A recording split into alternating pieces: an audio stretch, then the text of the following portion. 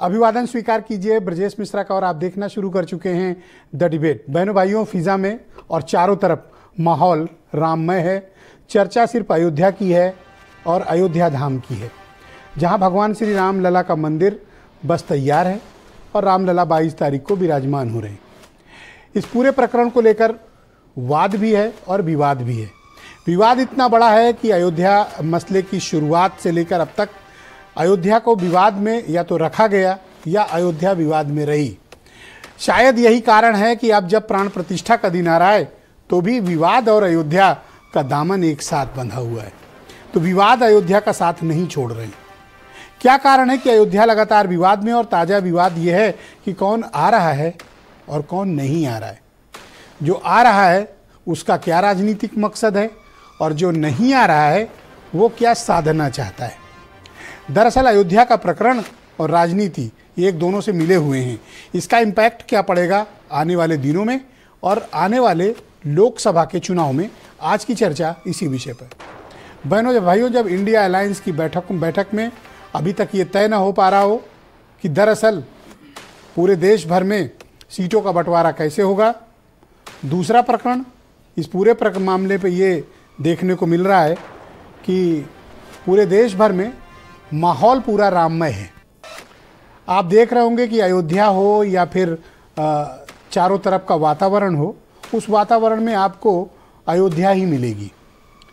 अब जब अयोध्या का प्रकरण इतना गर्म हो चुका है, विवाद की स्थिति यह है कि किसको निमंत्रण मिला और किसको निमंत्रण नहीं मिला, ये एक बड़ा विषय बनकर उभरा है। जिनको निमंत्रण मिला है, कुछ लोग कुछ साधने की वजह से अयोध्या पहुंच नहीं पा रहे हैं, और जिनको मिला है वो जा रहे हैं, तो उनका सियासी मकसद क्या होगा, ये बड़े गंभीर प्रश्न है। लोगों को लगता होगा कि शायद इस मुद्दे पर देश के चुनाव का कोई असर नहीं होगा, लेकिन बहनों भाइयों, अयोध्या के मामले का असर पूरे देश भर के चुनाव में निश्चित पड़ने वाला है और इसका एक बड़ा इम्पैक्ट पड़ेगा। तो आखिर इस इम्पैक्ट से किसको क्या हासिल होने जा रहा है।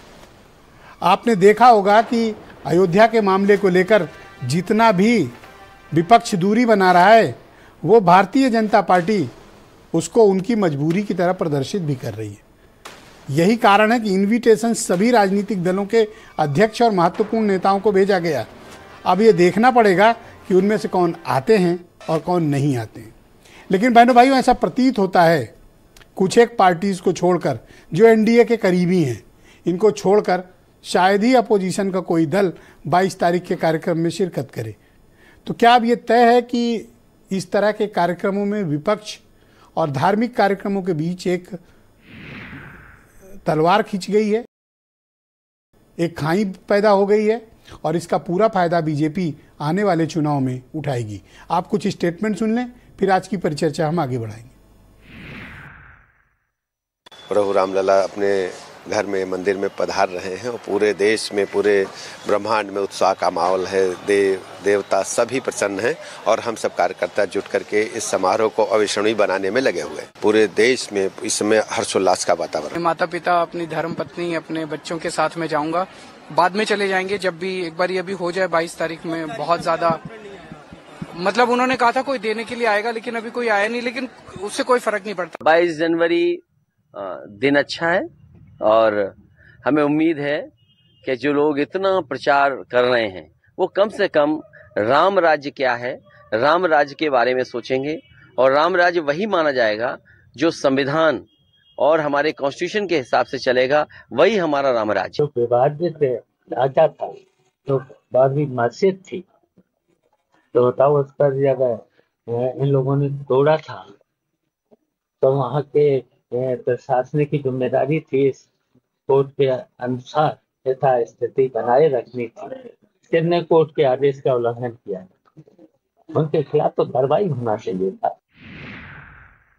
आज की परिचर्चा को आगे बढ़ाएंगे। केजरीवाल कह रहे हैं मैं तो आना चाहता हूं, लेकिन मुझे इनविटेशन नहीं है। वो आने को बेकरार हैं, उनको दावत नहीं है, और जो नहीं जाना चाहते हैं उनके घर दावतों की भरमार है, उनको ज़रूर बुलाया जा रहा है। तो आज की चर्चा को आगे बढ़ाएंगे। आलोक अवस्थी उत्तर प्रदेश में भारतीय जनता पार्टी के प्रवक्ता हैं, कर्नल शरद शरण सिंह समाजवादी पार्टी के प्रवक्ता हैं, प्रदीप सिंह उत्तर प्रदेश में कांग्रेस कमेटी के प्रवक्ता, अनिल दुबे राष्ट्रीय लोकदल से हैं, और अरुण राजभर बीएसपी के प्रवक्ता और वीरेंद्र सिंह जी हमारे स्टेट हेड भी इस कार्यक्रम में जुड़ चुके हैं। आलोक जी, मैं जानना चाहता हूं कि आप लोगों ने क्या चीन